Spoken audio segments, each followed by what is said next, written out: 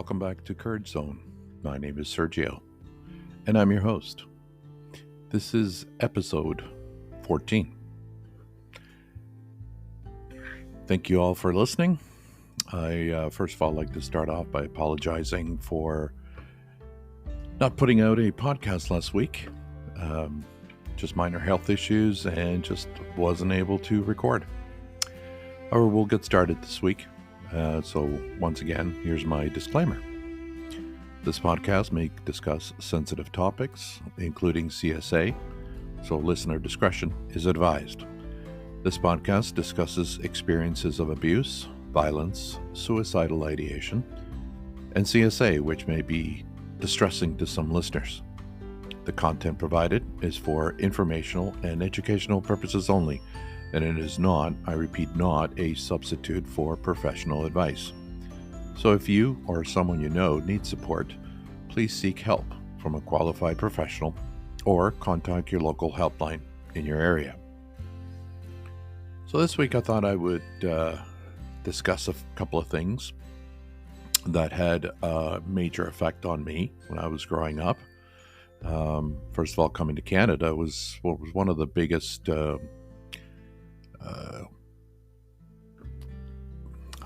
don't know what the word is, but it certainly was something that I majorly had to adapt to coming to Canada. Weather was the first thing, since we landed in February of 1973. And then, of course, attending school. Not able to speak English made things very difficult the first few years. And then after that, things got a little more difficult because of that I looked a little different from everybody else. So I wanted to basically talk about bullying in school and I guess what certain things you can do and for your child. So the first step, I think, after doing my research, is talking to your child. I think it's important that the younger you start, the better, and talk to them, sitting down with them, like as if they're an adult. Sit down with your child in a calm and in a supportive environment, and let them know that they are there for them, and that you're concerned about their well-being. Encourage them to open up about what they're going through, and listen without judgment. Remember, listen without judgment. You're listening not to respond, but you are listening to basically feel what your son or daughter is going through, or your child is going through. Number 2, taking suicidal thoughts seriously. There are some children out there who get bullied so bad that they start thinking about suicidal ideations and looking through things through the internet. So if your child is expressing thoughts of suicide or self-harm, take it seriously and seek help immediately for them. And if you have to, take them to the hospital through emergency. Let your child know that it's okay to talk about these feelings and that they're not alone. Reassure them that help is available and that you'll support them in getting the assistance they need. Third is seeking professional help. Contact mental health professional, such as a therapist, counselor, or a psychologist who specializes in working with children and adolescents. They can provide your child with support, guidance they need to cope with their emotions and develop healthy coping mechanisms. 4 is contact the school. Reach out to your child's school to inform them about the bullying your child has been experiencing. They have the responsibility to ensure a safe and supportive learning environment for all students. Ask to speak to a school counselor or administrator who can address the bullying and implement measures to protect your child. And don't take no for an answer. If they say, well, this is the best we can do, no, that isn't the best they can do. That's just somebody just saying that in order for them to avoid dealing with a difficult topic or the difficult situation. So no matter what, fight for your child and fight the school if you need to until you as a mother or father or parent, are satisfied with the results. 5. Monitor online activity. Keep an eye on your child's online activity, especially if they've been researching suicide. Consider implementing parental control on that computer or monitoring software to restrict access to harmful content and keep your child safe online. 6. Build a support network. So encourage your child to connect with supportive friends and family members who can offer emotional support during this challenging time. Additionally, consider seeking support for yourself from other parents supporting groups or mental health professionals to help you navigate the situation. There's nothing more important if you love your child for you yourself seeking that help from a professional. Like I've mentioned before, children, when they are born, they don't come with a manual. So I know parents try to do their best. And of course, parents will make mistakes. However, there are resources in today's world that can help you to deal with what your child is going through. Number 7, promote self-care. So encourage your child to engage in activities that promote their well-being, such as exercise, hobbies, spending time with loved ones, and practicing relaxation techniques like deep breathing or mindfulness. Do want to mention that you can always, as a last resort, get emergency assistance. So if your child is in immediate danger or experiencing mental health crisis, don't hesitate to call emergency services or take them to the nearest emergency room for evaluation and treatment, as I mentioned before. Remember that it's okay to ask for help and that there are resources available to support you and your child during this difficult time. Prioritize your child's safety and well-being above all else. Bullying and childhood sexual abuse are both forms of harmful behavior that can have significant impact on an individual's well-being, particularly during childhood and adolescence.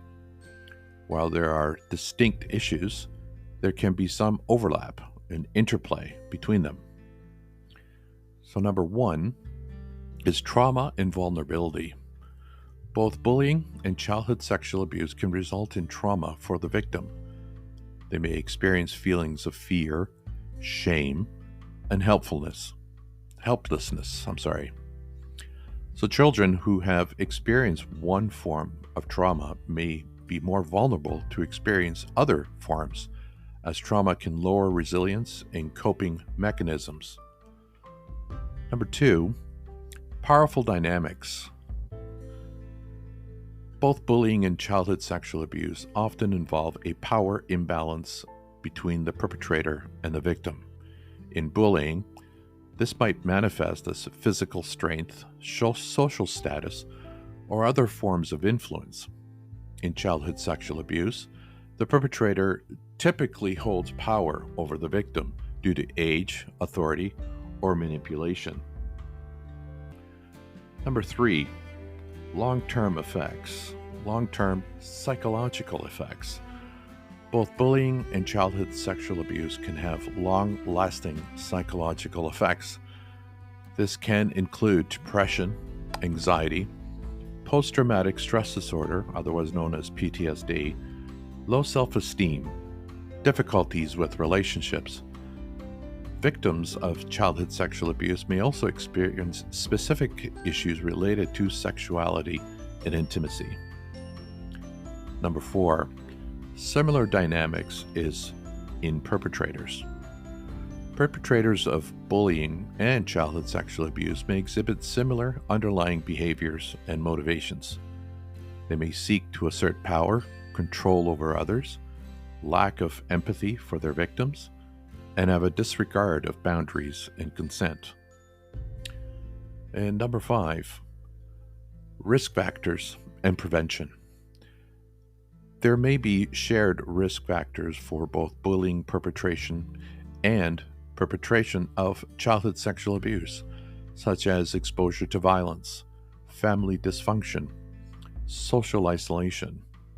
Similarly, prevention efforts for both issues may focus on promoting healthy relationships, teaching empathy and respect for others, and creating safe environments where children feel empowered to report abuse.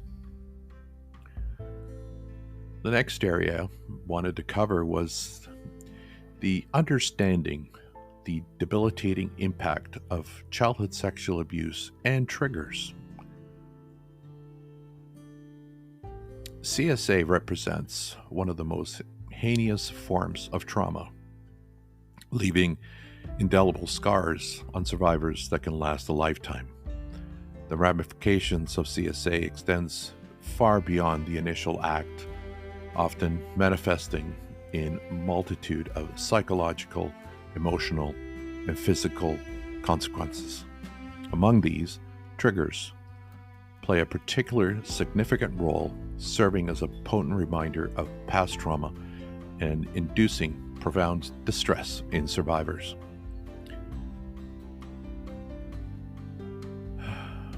Understanding childhood sexual abuse. CSA encompasses a range of sexual activities perpetrated against minors by individuals in positions of power, trust, or authority. Perpetrators of CSA may be family members, caregivers, educators, or strangers, exploiting their access to vulnerable children for their gratification.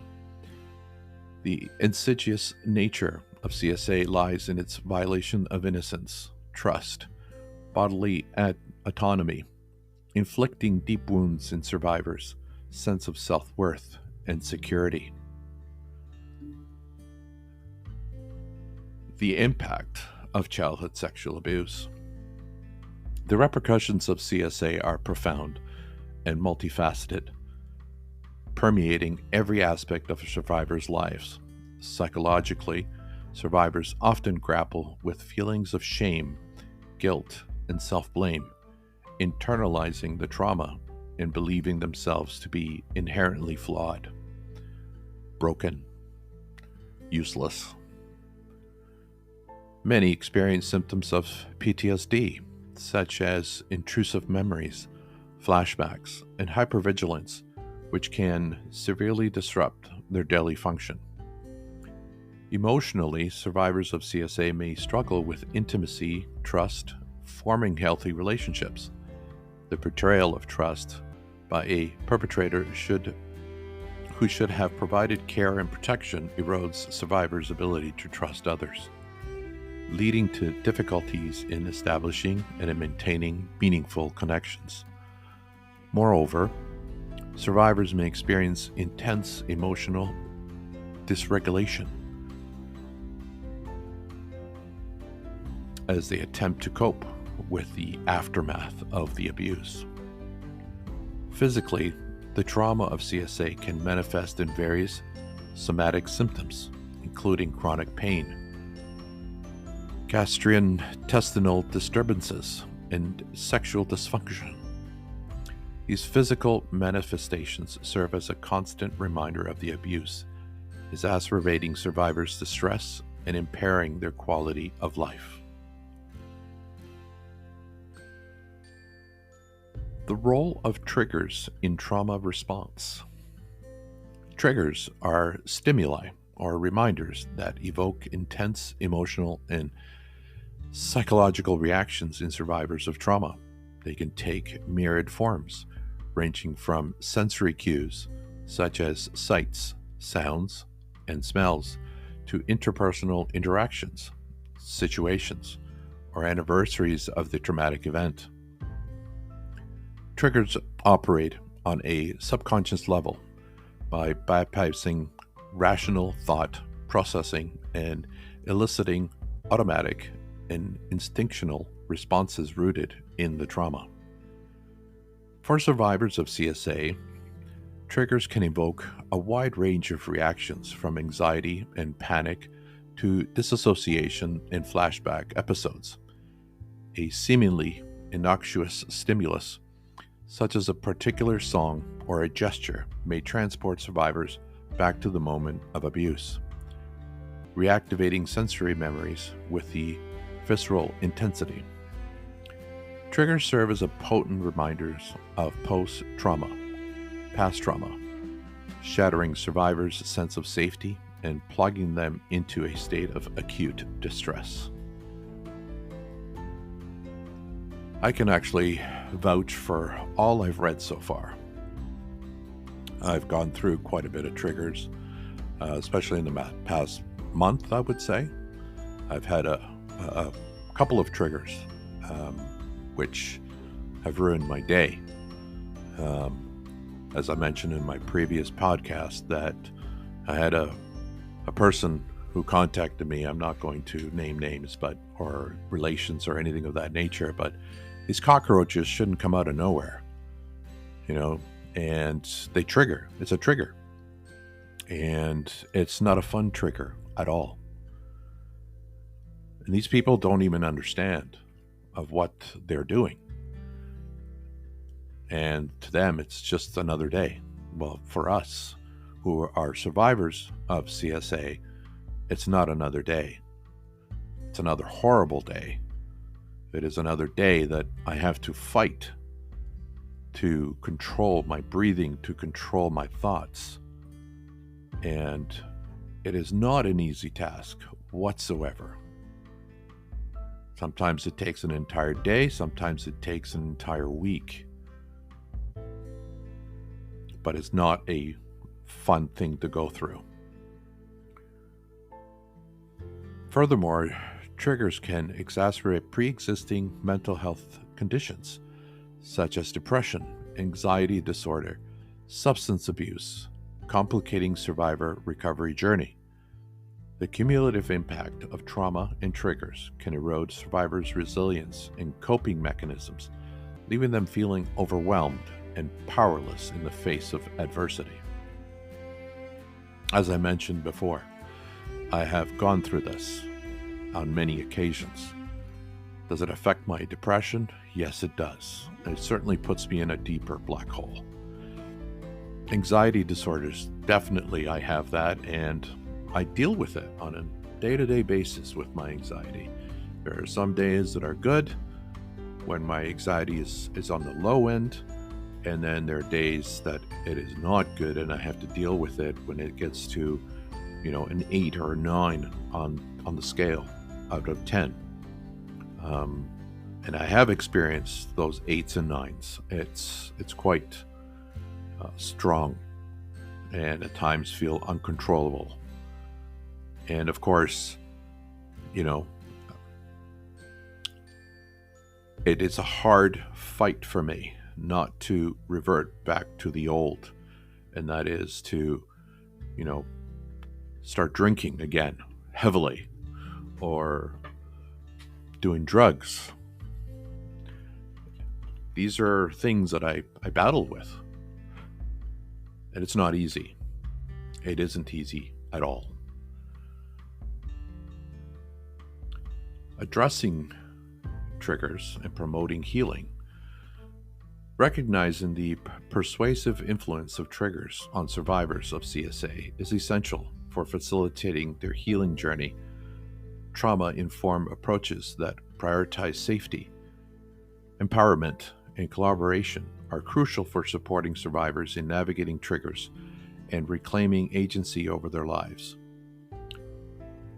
Psychotherapy, particularly trauma-focused modalities such as cognitive behavior therapy, CBT otherwise known, and eye movement desensitization and reprocessing, that's always called EMDR, can help survivors process their traumatic memories and develop coping strategies for managing triggers by providing a safe and supportive space to explore their experiences. Therapists empower survivors to confront their triggers with resilience and self-compassion.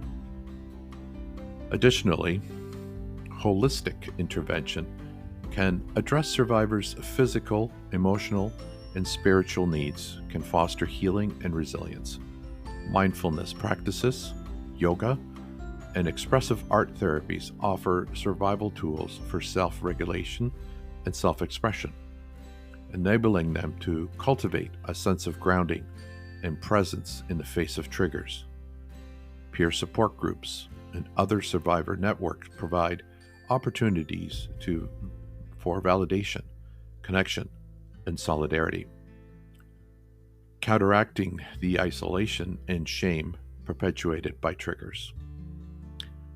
In this particular conclusion, childhood sexual abuse leaves an indelible mark on survivors, shaping their experiences, relationship, and sense of self in profound ways. Triggers, as potent reminders of past trauma, exacerbating survivors' distress and impede their ability to live fully and authentically. By acknowledging the debilitating impact of triggers and adopting trauma-informed approaches to healing, we can support survivors in reclaiming their voice, their agency, their lives. Together, we can create a world where survivors of childhood sexual abuse are heard, believed, and supported in their journey towards healing and wholeness. Now, before I actually end this particular episode, I would like to mention that when it comes to bullying, there is no, maybe your child is being bullied and maybe your child is the bully. Maybe what you got to do is think about is sitting down with your child and tell them whether they're being bullied or they are the bullied, that this behavior is not acceptable. Making fun of people, fun of children, how they look, their physical appearance, their color, where they came from, where they were born. Maybe they moved 100 times because, of financial difficulties. Typical haircut. People and children can be very cruel. And I'm only saying it because I experienced all of these things as a child. I didn't tell my friends because to me that was at the time a sign of weakness. And I think your child is probably thinking the exact same thing. Like, I don't want to tell anybody. I don't want to snitch because I don't want people to think that, I am a snitch or I am a baby for, telling my parents and crying about it and so on and so forth. Showing emotion is perfectly acceptable for your child to do. I think it's important that as parents that we fight, and as children we need to speak up and talk to our parents and talk to an adult at school if you're being bullied. It's extremely important. I didn't have that. I'm trying to pass this experience on to all of you. I didn't have the support of my family. I did not have the support of the teachers. I didn't have the support of the counselors. I didn't have the support of the principal. Maybe some of you do know what it's like, or maybe some of you don't know what it's like, but I was hit with a strap. It was a wooden object that looked like a beaver's tail. That was probably my best description. I remember it today like it happened yesterday. I was in grade 3, and I was hit with a strap with this wooden object on my ass. Principal actually told me to pull my pants down so he could hit me with this thing. Now you're asking why. I probably deserved it. Maybe I did, and maybe I didn't. But I did not speak English. I found that the children that I was in class with were constantly, it felt anyway, like they were constantly laughing at me for not being able to speak English, for looking different, for being different. And so I only knew one thing, and that was to fight. And that was before. These things happened before I was molested as a child. And so all that anger didn't help by the time it came around that I was being abused at the age of 11. And so, please, parents, if you're listening to this, if you are a parent or a single parent, it's nothing more important. It's okay that you just don't know exactly what to do to help your child. So you have to seek help.